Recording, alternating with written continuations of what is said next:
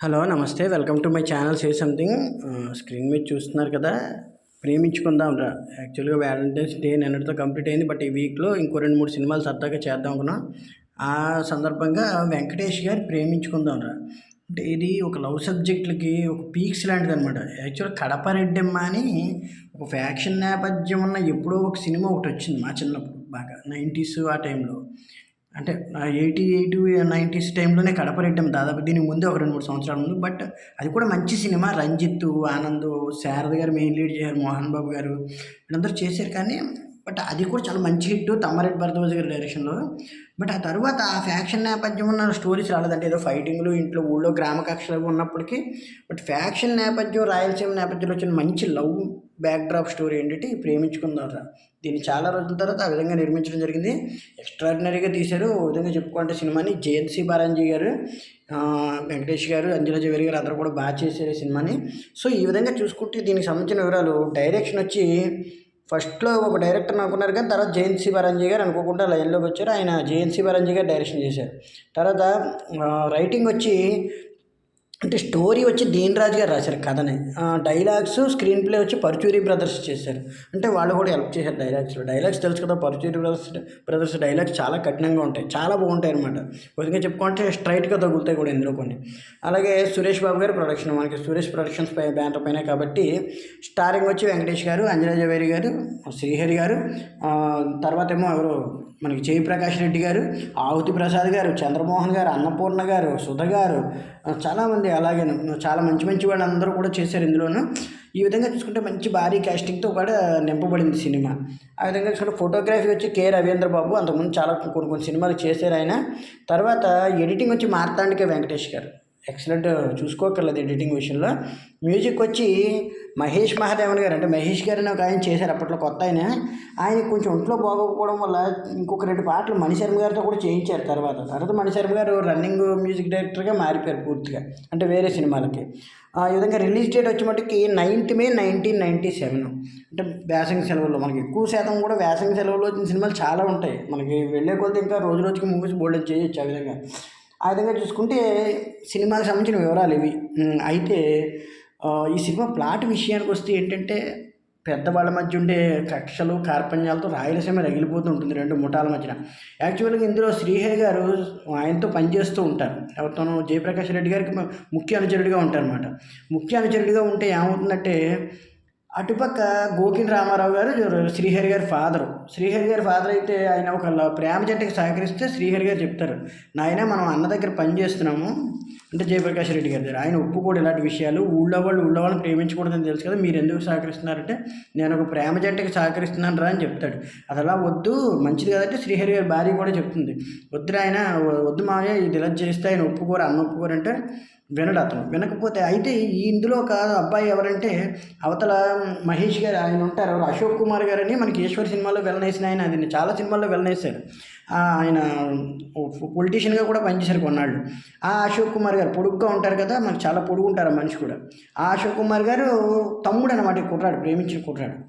ఆయన తమ్ముడును వీళ్ళ ఇంట్లో అమ్మాయిని. అయితే ఇంత చేస్తే అవుతుందంటే, ఈ లోపల జయప్రకాష్ రెడ్డి గారు చూడడం, ఇతన్ని చంపేస్తారు. ఎవరిని, మామూలుగా ఈ పిల్లలిద్దరిని ట్రైన్ ఎక్కుతుంటే చంపేస్తే, గోకిన్ రామారావు నేను ప్రేమ జంటని చెప్పి నువ్వు పాపం మూట కట్టుకున్నావు, నేను పుణ్యం మూట కట్టుకున్నానంటే అతన్ని కూడా చంపేస్తారు. పారిపోతూ ఉంటే గోకిన్ రామారావు గారిని. శ్రీహరి గారు బాధపడినప్పటికీ శ్రీహరి గారిని ఒక మాట అడుగుతారు ఆయన. ఇది మెయిన్, మనకి ఈ మాట చివరిలో కూడా ఇంపాక్ట్ అవుతుంది. అది వేరేగా, శివుడు నీ నాయనని చంపేసేంటారు, నాకు ఎదురొచ్చాడు అంటాడు. తప్ప అది రైటా రాంగా అంటే రైట్ అన్నా అంటాడు. అక్కడ అలా అవుతుంది.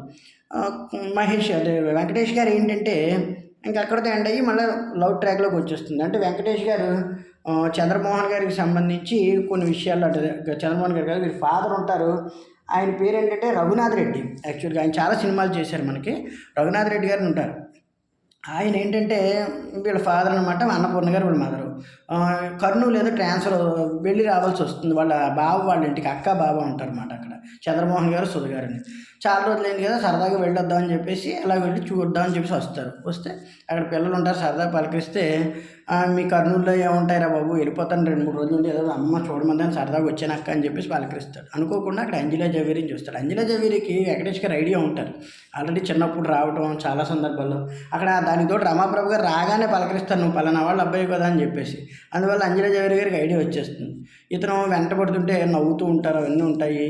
అలాగే ఒకానొక సందర్భంలో ఇంకా అంటే ఆ అమ్మాయి ఇష్టమని చెప్పేసి తెలిసిపోతుంది అది తనకి. తెలిస్తేనే తర్వాత తను అడుగుతుంది, నువ్వు అలా వాళ్ళ అబ్బాయి కదా అని చెప్పేసి అడగడంతో వెంకటేష్ గారు కనిపెట్టావా, కావాలని ఏడిపిస్తున్నావు అని చెప్పేసి ఆ లిటిల్ హార్ట్స్ ప్యాకెట్లు అవి ఇవ్వటం అవన్నీ చేస్తుంటారు. ఓ రోజు అంటారు, నువ్వు ఇంకెంత అయినా సరే నన్ను అలాగా అంటే మార్కెట్కి వస్తే చెప్తారన్నమాట, నువ్వు ఎంతైనా నన్ను అలా తిప్పుతుంటావు అన్నమాట, కానీ నాకు మాత్రం అంటే చాలా ఇష్టం, నేనంటే ఇష్టమైతే రేపు పొద్దున్నే బెలూన్స్ ఎగరేయాలని చెప్పేసి వెళ్ళిపోతే మర్నాడు బెలూన్స్ ఎగరేస్తే అక్కడ పాట ఉంటుంది, మేఘాలయ తాకింది హై హైలెస్ అని. ఇందులో సాంగ్స్ అన్నీ కూడా ఎవర్ గ్రీన్ సాంగ్స్. అసలు చెప్పాను కదా మొన్న అభినందన్ సినిమాకి చెప్పుకున్నట్టు, ప్రేమికుడి సినిమాకి చెప్పుకున్నట్టు, అంటే లవ్ స్టోరీస్కి ఎప్పుడు కూడా ఇంపాక్ట్ సాంగ్స్ ఎంత బాగుంటే లవ్ ఇంపాక్ట్ అనేది అంత బాగా చూస్తారు. ఎందుకంటే ఆ పాటల హయాంలో పడిపోయి ఆ సబ్జెక్టులు ఇష్టం లేని వాళ్ళు కూడా పాటల వల్లనే చూస్తారు కాసేపు. అందువల్ల సినిమాస్ బాగా రన్ అవుతాయి. లేదంటే మొత్తానికి అసలు లవ్ ట్రాక్ సంబంధించి ఏమాత్రం మ్యూజిక్ పోలేకపోయినా, మ్యూజిక్కే ప్రాణం ఏ సినిమా. బేబీ సినిమా వచ్చింది ఆ మధ్యకాలంలో, అది కూడా లవ్ ట్రాక్ మెయిన్ మ్యూజిక్కే. ఈ మ్యూజిక్ అన్నది సరిగ్గా లేకపోతే సినిమా చాలా దెబ్బతినేస్తుంది. ఆ విధంగా చూసుకుంటే ఇందులో పాటలన్నీ హైలైట్. మేఘాలయ తాకింది హై హైలెట్స్ అనే సాంగ్ మటుకి ఎవర్ గ్రీన్గా చిత్రీకరించారు ఆ బెలూన్స్ ఎగరడం. మర్నాడు అమ్మాయికి జ్వరం వస్తుంది. అంతలా జ్వరం ఎందుకు వచ్చింది అని చెప్పేసి వెళ్ళి అడుగుతాడు. మరి రాత్రి అంతా బెలూన్స్ ఊది, మరి నువ్వేమో బెలూన్స్ ఊదకపోతే నన్ను ప్రేమించలేదని అన్నావు, అందు గురించి చూసి బెలూన్స్ ఊదేటప్పుడు జ్వరం వచ్చిందని. ఆ విధంగా ఇంక వెంకటేష్ గారు తన మీద ఇంపాక్ట్ అయిపోతారు అనమాట. ఇంపాక్ట్ అయిపోతే ఒకానొక సందర్భంలో ఈయనకి తెలిసిపోతుంది జయప్రకాష్ రెడ్డి గారు. అంటే జయప్రకాష్ రెడ్డి గారు కూడా తెలియాలని తెలియదు. అంతకుముందు చిన్నపిల్లలతో ఫన్ ఉంటుంది, వాళ్ళ ఇంటికి వెళ్ళినప్పుడు కల్పనారాయ్ గారితో ఫన్ చాలా బాగుంటుంది. కల్పనారాయ్ గారు వాళ్ళ ఇంట్లో పని మనిషి మాట, అంజలా జవేరి గారి ఇంట్లో. ఆ పని మనిషికి వెళ్తే ఆవిడ చూసేస్తుందని మంచం కింద దుబ్బితే ఆవిడ ఇతను ఫ్యాంట్ లాగేయటం, ఆ విధంగా ఇంటికి వెళ్ళడం చాలా బాగుంటాయి ఆ సీన్స్ అని. పిల్లలకేమో లెటర్లు ఇవ్వటం, ఆ పిల్లలేమో లెటర్లకు తీసుకెళ్ళి వాళ్ళకి ఇవ్వటం. ఆ అమ్మాయి ఉంటుంది చిన్న పాప, ఆ అమ్మాయి తర్వాత చాలా సినిమాలు చేశారు. ఆ పాప ఏడిపిస్తూ ఉంటుంది, ఎవరు ఆ ఇంట్లో ఎవరెవరు ఉన్నారంటే ఆ అంకులు ఉన్నారు, పలానా వాళ్ళు ఉన్నారు, ఇంకా ఈ అంకులు ఉన్నారు, అందరి పేరు చెప్పి అంటే కావేరక్కకి ఏంటి సంబంధం అని చెప్పేసి వాళ్ళు అడుగుతూ ఉంటారన్నమాట. ఆ విధంగా అడుగుతూ ఉండడంతో ఏమవుతుందంటే ఇంక ఈ ఇంపాక్ట్ అలా కొనసాగుతూ ఉంటుంది కంటిన్యూగాను. సో ఆ విధంగా చూసుకున్నప్పటికీ కూడా లవ్ ఇంపాక్ట్ ఆ విధంగా కలుగుతుంది. అయితే తను ప్రేమిస్తాడు, తర్వాత పాటలు అవి ఉంటాయి. అయితే ఈ సందర్భంలో ఒకానొక రోజు వీళ్ళందరూ మాట్లాడుకుంటూ ఉంటారు. ఆ అమ్మాయిని చంపేద్దామని చూస్తే అక్కడ శ్రీహరి గారు కొడతారన్నమాట. ఎవరిని, అశోక్ కుమార్ గారిని, వాళ్ళని కూడా కొట్టడం కూడా జరుగుతుంది. ఇంకొక సందర్భంలో విషయం ఏంటంటే, ఈ అమ్మాయిని అదే ఇతనికి పెళ్లి సంబంధం కూడా వచ్చిందని చెప్పేసి వీళ్ళు మాట్లాడుకుంటే దాంతో ఆవిడకి అంజలా జవేరికి కోపం వచ్చి, వెళ్ళి నువ్వు నాతో మాట్లాడుతూ నువ్వు నన్ను మోసం చేసావు వెళ్ళిపోతుంటే, బాధపడి ఇంటికి వెళ్ళిపోతుంటే పిల్లలంతా ఇస్తారు ఇంకా లెటర్లు ఇచ్చి, నువ్వు కావాలని చెప్పేసి మా మామయ్యని అన్నావు, కానీ మామయ్య ఎంగేజ్మెంట్ కూడా క్యాన్సిల్ చేసుకుని నీ గురించే ఉండిపోయాడు, నీ గురించే ప్రేమిస్తున్నాడు. బస్ స్టాండ్కి వెళ్ళి అతను ఐ లవ్ యూ అని చెప్తే గట్టిగా కాకేస్తే వెనక్కి వస్తాడు. ఈ లోపల జయప్రకాష్ చూసేయడంతో చిన్న స్నేహితురాలను ఎక్కించడానికి వచ్చానని అనడంతో ఏమవుతుందంటే దాన్ని తను ఇంపాక్ట్గా తీసుకుంటాడు అనమాట. అంటే ఇక్కడి నుంచి తండ్రి అంటే భయం ఉందని. అయితే ఒకానొక సందర్భంలో ఈ అమ్మాయిని ఫంక్షన్ కింద చంపేద్దామని చెప్పేసి అక్కడ అశోక్ కుమార్ గారు ప్రయత్నించడం, అక్కడ వెంకటేష్ గారు ఫైట్ చేస్తే శ్రీహరి గారు కనిపెట్టేసి మన అమ్మాయి చేజారిపోయినా ఉందన్న అని చెప్పేసి అక్కడ శ్రీహరి గారికి దెబ్బ తగిలితే, ఆమేంద్ర శివుడు ఎవరిని కొట్టిందంటే మన అమ్మాయి మనకు చేజారిపోయినా ఉందన్న, ఇలాగ అతన్ని ప్రేమిస్తుందంటే వాళ్ళ ఇంటికి వెళ్ళి వార్నింగ్ ఇస్తారన్నమాట. ఆ వార్నింగ్ ఇవ్వడంలో వెంకటేష్ గారు ఇంటికి చాలా గట్టిగా వార్నింగ్ ఇస్తారు జయప్రకాష్ రెడ్డి గారికి. నువ్వు భయపడితే భయపడిపోను నేను, ఎందుకంటే ప్రేమ పెద్దరికానికి లొంగుతుంది, ప్రేమకు లొంగుతుంది కానీ పెద్దరికానికి కాదు. రాయలసీమ వదిలి పొమ్మన్నాడు కదా, వెళ్తాను, నీ కూతురుతో పాటు వెళ్తాను తప్ప నేను అనుకుంటే 5 నిమిషాల్లో నేను చంపేయచ్చు, కానీ నేను అలా బెదిరించేవాడిని కాదు, ఏదైనా ప్రేమతోనే సాధించుకుంటా అని చెప్పడం. ఆ తర్వాత ఆ విషయాలకు సంబంధించి చాలా సందర్భాల్లో అతన్ని ఇబ్బంది పెట్టడం, ఎవరిని వెంకటేష్ గారు వాళ్ళ ఫాదర్ని, మదర్ని కానీ అక్కని, బావని ఇబ్బంది పెట్టడం. తన ఇంటికి వచ్చేమో తను కూడా తప్పించుకు వెళ్ళిపోతుంది. మంచి మంచి సాంగ్స్ ఉంటాయి మధ్యలో. ఏది అలా చూడు ప్రేమలోకం పిలుస్తున్నది సాంగ్ ఒకటి, సూర్యకిరీటమే నీవా అన్న సాంగ్ ఒకటి చాలా బాగుంటుంది. ఆ తర్వాత చిన్ని చిన్ని గుండెలో పొంగుతున్న ఆశలను చూడడానికి సాంగ్ ఒకటి చాలా బాగుంటుంది సాంగ్ అది కూడా. ఈ సాంగ్స్ అన్ని ఇలా రన్ అవుతున్నప్పుడు క్లైమాక్స్కి చేరుకుంటుంది. క్లైమాక్స్ ఏంటంటే ఇంకా తల్లిదండ్రులను చంపేద్దామని అతను ట్రై చేయడం, వెంకటేష్ గారు ఫైటింగ్ అది చేస్తారు. ఈలోగా శ్రీహరి గారు అనుకోకుండా చేంజ్ అవుతారు. శ్రీహరి గారి పెళ్ళాన్ని బిడ్డని అంటే అతని భార్యని కుర్రాన్ని కూడా చంపేద్దామని అశోక్ కుమార్ గారు ట్రై చేస్తే వెంకటేష్ గారే కాపాడతారు. కాబట్టి ఎన్నాళ్ళు ఇలా నరుకు చేస్తారు.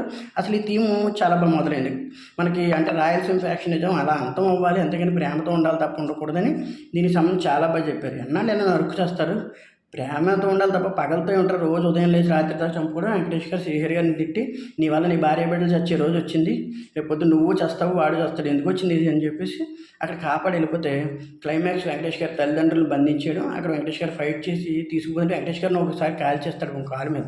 ఇంకా ట్రైన్ ఎక్కలేని స్థితిలో వెంకటేష్ గారు పరిగెడుతుంటారు. ఇంకోసారి కాలుద్దామంటే శ్రీహరి గారు అడ్డొస్తారు. జయప్రకాష్ రెడ్డి గారికి అడ్డొచ్చి అదేరా శివుడు అడ్డు తప్పుకో వాళ్ళని చంపుతాను, వాళ్ళని చంపడం రైటా రాంగా అంటాడంటే, రాంగ్ అన్నా చంపడానికి అయితే మనం ఎందుకన్నా ఉండడం, చంపుకోవడానికి అయితే ఈ బతుకెందుకని చెప్పేసి అనడంతో ఆయన ఆగిపోతారు. అంటే ఆయనకి అర్థమైపోతుంది ఇంపాక్ట్లో వీడు కూడా మారాడు. అందువల్ల ఆయన అర్థమైపోయి ఆయన స్లో అయిపోతారు. ఆ విధంగా వెళ్ళి వెంకటేష్ గారు ఆ ట్రైన్ అందుకోవడం అక్కడితో అది కథ ముగుస్తుంది. ఆ తర్వాత ఇంకా ఈ సినిమాలు చెప్పుకుంటే సాంగ్స్ కదా చెప్పుకున్నాం. అలా చూడు ప్రేమలోకం అన్నది తులిప్ తోటలో తీశారు, చాలా బాగా తీశారు సాంగ్. సూర్యకిరీటమే నీవా అన్న సాంగ్ సుబ్రహ్మణ్యం గారు చాలా బాగా పాడారు. అలాగే సుబ్రహ్మణ్యం గారు పాడారు దాదాపు సాంగ్స్ అన్ని ఎక్స్ట్రాడినరీగా ఉంటాయి సాంగ్స్ అనేవి. తర్వాత చివరిలో సాంగ్ మటుకి పెళ్లి కళ వచ్చేసిందే బాల మనోజ్ గారు పాడినట్టున్నారు. ఆ తర్వాత మిగతా సాంగ్స్ అన్నీ కూడా చాలా బాగుంటాయి. చిన్ని చిన్ని గుండెలో పొంగుతున్న ఆశలను చూడనాని పాట కానీ, సీతారామ శాస్త్రి గారు వీళ్ళందరూ కూడా చాలా బాగా రాశారు సాంగ్స్. ఆ విధంగా చూసుకుంటే అన్నీ కూడా చాలా మంచి సాంగ్స్ అనమాట ఒక్కొక్కటిని. సో ఈ విధంగా చూసుకుంటే అందులో ఆల్ఫాన్సా అని చెప్పేసి అప్పట్లో ఈ పాటలకు ప్రత్యేకంగా చేసేవారు. మనకి భాషలో రారా రామయ్య అన్న సాంగ్ కూడా చేశారు ఆవిడ, చాలా బాగా చేశారు. అలా కొన్ని సాంగ్స్ హీరోయిన్స్గా చేశారు. ఆవిడ చేశారు ఏది చిన్ని చిన్ని గుండెలో పొంగుతున్న ఆశలను చూడని సాంగ్లో ఆవిడ వచ్చి చేస్తారన్నమాట సాంగ్, ఐటమ్ సాంగ్ కింద ఇది. సో ఈ విధంగా సాంగ్స్ అన్నీ కూడా ప్రేమ మీద ఉంటాయి, చాలా బాగా డిజైన్ చేశారు. వెంకటేష్ గారు కూడా ఎక్కువ శాతం ఫారిన్ లొకేషన్స్లో మంచి మంచి సాంగ్స్ చేశారు. అంజలా జవేరి గారు అదే టైం ఇంట్రడ్యూస్ అవ్వడం, ఆవిడ హిందీలో ఒక సినిమా చేశారు కానీ బట్ ఈ సినిమాతోనే ఇంపాక్ట్ అయ్యారు. చాలా వరకు వెంకటేష్ గారు మల్లేశ్వర సినిమాతో కత్రినా కైఫ్ గారిని పైకి తీసుకొచ్చారు. ఆ విధంగా అప్పటికి కత్రినా కైఫ్ గారు ఒకటి రెండు చేసినప్పటికీ అంతగా సక్సెస్ అవ్వలేదు. ఆవిడ మల్లేశ్వర సినిమా తర్వాత ఆవిడ బాలీవుడ్ గారు ఇంకా సక్సెస్ అయిపోయారు. అలా అంజలా జవేరి గారు కూడా వెంటనే చూడాలనుంది, తర్వాత ఇలా ప్రేమించుకున్నారా, వరుసగా సమరసింహారెడ్డి పెద్ద పెద్ద సినిమాలన్నీ చేసుకుంటూ వెళ్ళారు. చాలా హ్యూజ్ ఇండస్ట్రీ హిట్స్ ఉన్నాయి ఆవిడకి. సో ఈ విధంగా సినిమా పరంగా చూసుకుంటే కనుక ప్రేమించుకున్నారు ఆ సినిమా అనేటువంటిది ఒక స్పెషల్ ఇంపాక్ట్, ఎప్పటికీ కూడా స్పెషల్ ఇంపాక్ట్ ఆ సినిమా. నిజం చెప్పుకోవాలంటే అప్పట్లో ఇండస్ట్రీ హిట్ కూడా దాదాపుగా 97లో ఇండస్ట్రీ హిట్. ఓ విధంగా చేసుకుంటే కనుక బాలకృష్ణ గారికి కూడా ఆ టైంలో పెద్దగా హిట్లు పడలేదు. ఆయనకి కొంచెం ఒకటి రెండు ఇబ్బందులు వచ్చాయి. అయితే ఆ ఇబ్బందులను అధిగమించి బాలకృష్ణ గారు కూడా తర్వాత మంచి 99లో మంచి హిట్లు కొట్టారు. ఉదయం ప్రేమించుకున్నారు ఆ సినిమా, చూడాలన్న సినిమాలు వరుసగా పడినప్పుడు వాటిని బ్రేక్ చేసింది బాలకృష్ణ గారు. ఆ విధంగాను సో ఈ విధంగా once watchable movie, super movie. Venkatesh గారి నటన అది బాగుంటుంది, చూడండి. Please subscribe.